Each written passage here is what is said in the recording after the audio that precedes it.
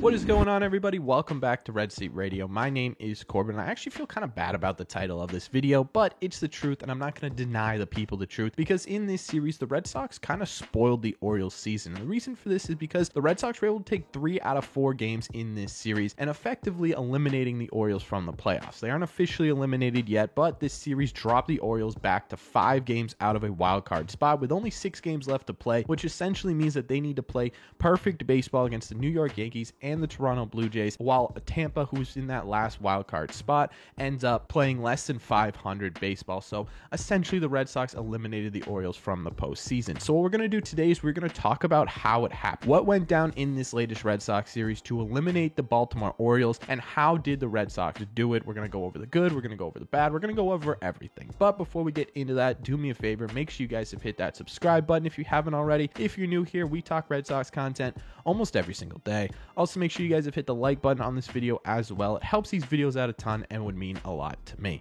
Thank you all very much for clicking on this one. Let's get into it. We're going to start with the offense in this series because there was a ton of it, and JD Martinez was at the head of that. He had 2 home runs in this series, a couple of doubles, and he really did look like vintage JD Martinez, the all-star that we know and love. But it was kind of a bittersweet series for me in terms of JD Martinez because it felt like this was the end of an era in terms of JD on the Red Sox. It felt like he was giving a proper goodbye to the Red Sox fans that are still watching these games, which is kind of bittersweet in my opinion. But at the end of the day, it's always a good day when JD Martinez does well, and it was a ton of fun to watch him look like vintage JD Martinez in this series. Triston Casas had a really great series in this one as well. He had a home run as well, another one. He now has home runs against Tampa, New York, and Baltimore. He only needs a home run against Toronto to have hit a home run against every single AL East team. He had an RBI double in this series, and the progression Triston Casas has made just in the small sample size that we've seen him up here this year has been absolutely fantastic. It truly does look like he's going to be a menace to AL East teams for a very long time. The only thing I do want to say about Casas is there are people who have outwardly said that they do not think he's ready to start come 2023. I want to disagree with that. I think he can do a ton of really great things in a full MLB season, and this is just the start. So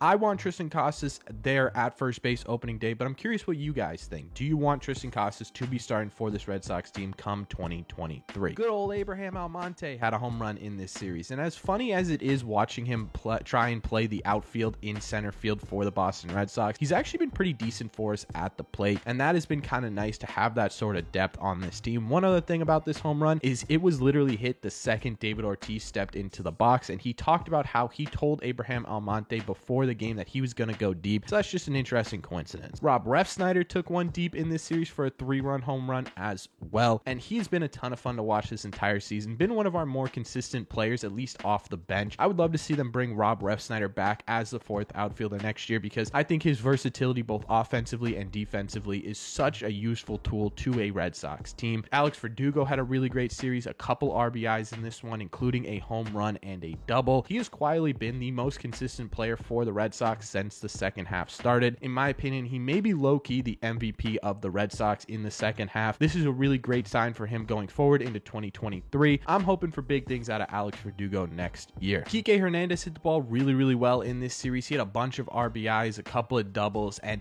I'm really excited to have him back for 2023. His versatility in terms of where he can play on the diamond and play elite level defense on the diamond is wildly impressive, and his bat is heating up really well. It's much better since he came back in the second half, so hopefully he kind of continues this into 2023. But either way, I'm just excited to have Kike back on this team come 2023. Devers had a double in this series, mixed in a couple of bloop singles, and the power really isn't there for Devers in the second half, but he's still managing to get guys across the plate, and at the end of the day, that's all I really care about. Plus, I think we can all agree that Devers' power will be back. This is not the end of Devers' power reign over the MLB. I think at some point in the last couple of games in this season, we'll kind of see that power start to come back, and obviously come 2023, after he's rested and his hip and back kind of heal and his hamstring kind of heals, he'll be ready and good to go. The last person I want to mention on this offensive recap is Xander Bogaerts, because Xander is still vying for that AL batting title. He didn't have a great series. He went 0 for 4 in a couple of these games and dropped his batting average to 309, which is now putting him in 3rd place for the batting title. So I'm really hoping that he can pass Arraez and Judge in this Toronto series and this Tampa series to end the year, because I would love to see Xander win a batting title. There was a ton of offense in this series, which is great for guys like me who are still watching these games and still watching the Red Sox play. It makes watching these games so much more enjoyable to watch. I've said this a couple of times this year, but this was kind of the offense that we wanted to see this entire year from the Boston Red Sox. A team that relentlessly beat down on pitchers regardless of whether you were starting or relieving, and even if the pitchers let you down, which we will talk about in a second, you were still managed to claw your way back with this offensive prowess, and that's something we've missed consistently this entire year. But there have been series throughout this entire year where I say, like, hey,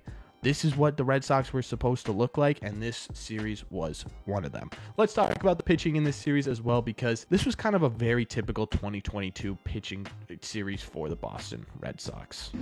As for the starters in this series, Connor Siebold got the ball in Game 1, and I'm kind of over the Connor Siebold experience. He went 2 innings, allowed 4 runs on 5 hits, and only struck out 2 people. Granted, there was a rain delay, so he couldn't go further, but still, I had hopes that he would be a decent starter in the MLB because of how well he had been doing in AAA. But I just don't know if his stuff fully translates to the major leagues. I even thought he could possibly be a middle relief type guy, but again, I still don't know. If we're going into the 6th or the 7th inning, I don't know if I trust Connor Siebold coming into the game and keeping this game close.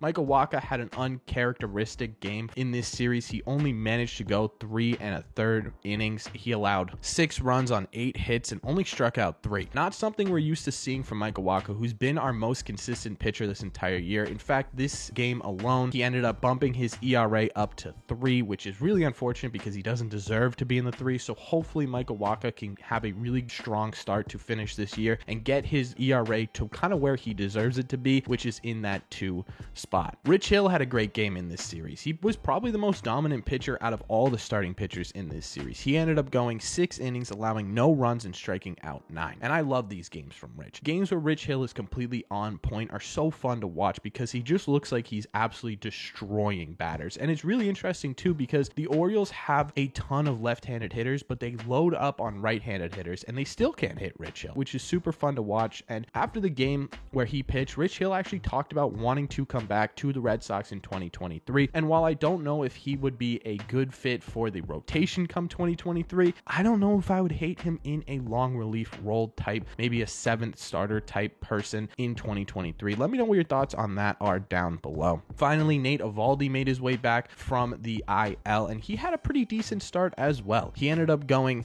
4 2/3 innings, striking out 3 and only allowing 1 earned run. Nate Eovaldi just simply is not the flamethrower that we've grown to know and love. He's kind of having to rely on movement and location in his pitches to get the job done now, and I don't know if that is something that is permanent or it's something that he is just battling through and trying to prove that he can pitch through injuries to finish out the year. But either way, not the same Eovaldi that we're used to seeing, but an Eovaldi that was able to get the job done. In my opinion, the last game of the season is going to have huge implications as to the future of Nate Eovaldi on this Red Sox team, but we'll get into that in a later video. As for the bullpen, it was really shaky. Franklin Herman had a really tough outing again, and he's had a really slow start to his major league career. I still think that his stuff is going to be able to play in a major league setting, but he's definitely off to a slower start than I think a lot of people would have liked. Caleb Ort had a really good outing in this series and a really bad outing in this series, and he, in my opinion, is kind of an enigma. I don't know where he's going to fit in on this team come 2023, but his stuff